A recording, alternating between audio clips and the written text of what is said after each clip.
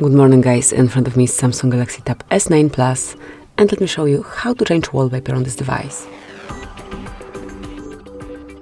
First enroll the list of all apps and go to settings. Then find and select wallpaper and style, and here click on change wallpapers. Here you can select the wallpaper that you want to apply. You can choose something from featured wallpaper, something from your own gallery, one from graphical wallpapers or color wallpapers.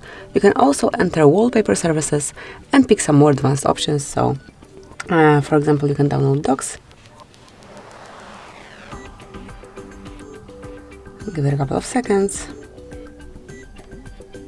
And then, as you can see, it would be applied to your lock screen.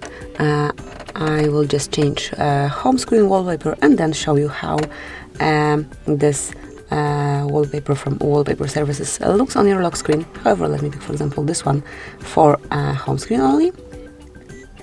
Tap on done. And as you can see, from now on, your new wallpaper is set up, and also lock screen is covered with this docs wallpapers.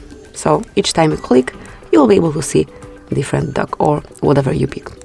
So thank you for watching. Please subscribe our channel and leave the thumbs up.